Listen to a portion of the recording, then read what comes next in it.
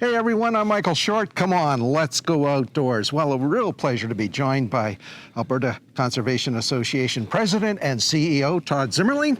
Todd, beautiful day out, and thought we'd get together and talk a little bit about looking back and looking forward at the ACA. I suppose what stands out for you as a highlight from the past year?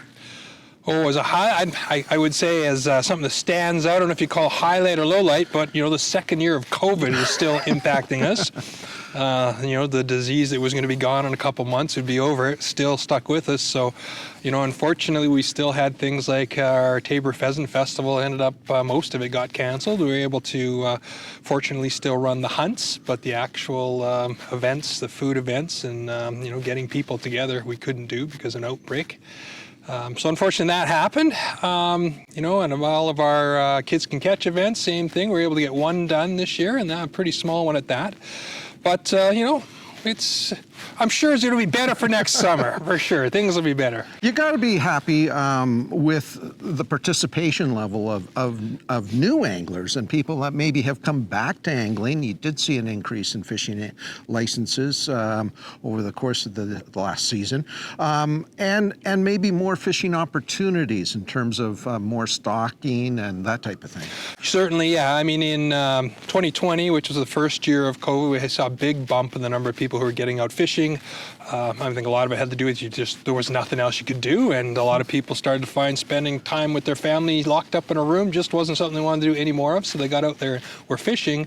We expected to see a drop this year because, of course, things are a little bit more open, more activities can be done, and there was a bit of a drop, but we still maintained the vast majority of those people, so the numbers are still above what it was pre-pandemic, which is really good on the fishing side of things. And of course, the minister announced a couple years ago they wanted to see an increase in stocking in the province, increase in fishing opportunities, and so AEP and ourselves have both been working on a number of different fishing opportunities, and that's been working out pretty well.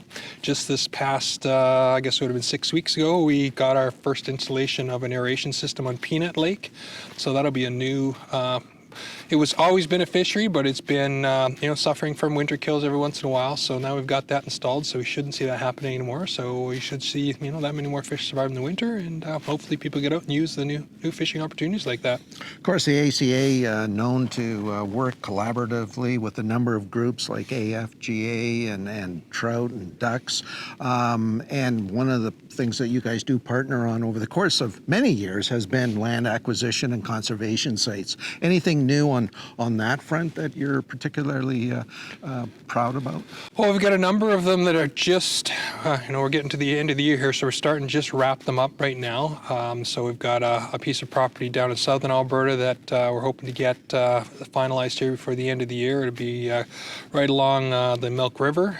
And then we've got a couple properties up north of Edmonton here as well that we're hoping to get finalized. But we continue to work with all the groups on land acquisition. I think that's one of the things that our stakeholders really do appreciate a lot, is having that land available where you don't have to ask permission. You go off, do hunting and fishing and hiking or whatever it might be out there. And I know, this season I'm out hunting quite a few of the conservation sites myself, and there are people using them. It was good to see. Sure, yeah. And that kind of falls into a survey that you guys have launched. You've actually have done one others, and that's with landowners tied into hunting. And now you're actually going out and looking for hunters who specifically have interactions with landowners. So gathering information over the past year has been a big part of what you've been doing. Yeah, I would say, maybe it hasn't been going on since the beginning of time, but for a very long time there's been this constant back and forth discussion of landowners don't give access versus landowners saying we give lots of access, but there's lots of problems with hunters, and back and forth. In every meeting anybody ever goes to talk about this, there's lots of people with stories about how good or bad access may or may not be and what the issues are, but there's no actual data for Alberta as to what goes on out there and what are the feelings that people have and their perceptions. So this summer we did launch a landowner survey, and it was really well accepted. We got thousands of landowners providing their feedback, and we asked them questions, do you provide access? If you do, what type of access is? If you don't, why don't you provide access? Has it been an issue, past hunters? Are you concerned about the wildlife populations, those kinds of things. So we got really, really good information there.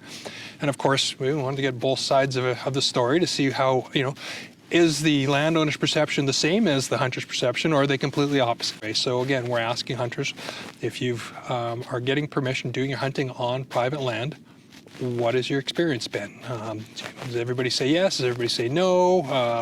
When you have issues, is it because of what you're asking to hunt or where you're trying to hunt, and those kinds of things. So once we get that, we want to sort of combine the data, both groups together, and see, can we identify underlying issues or underlying areas where there's issues, and from that hopefully we can develop some programs that might help, whether it's educational, whether it's working with landowners to see what we can do to maybe reduce liabilities. Who knows what the issues might be, but are there programs we could step in and help with? One of the interviews that we did leading up to this one was with the minister, and Jason Nixon indicated that memorandum of understanding or some ministerial order had been signed revolving around turkeys, and I know that's been something you folks have been working on for quite some time. Yeah, we've been waiting for the turkey management plan to be finalized, and when that happens, then we are able to move forward with what we have, our turkey plan. A lot of people are probably aware that there was consultation done this past fall by the ministry, so they put out the turkey management plan, asked for people's thoughts on that, and I guess it came back fairly positive for the idea of actually working to try and enhance turkey populations. So our plan is hopefully to move forward in the very near future with actually introducing Merriam's turkeys into those areas of the province down in the southwest where we already have them, try and enhance populations there.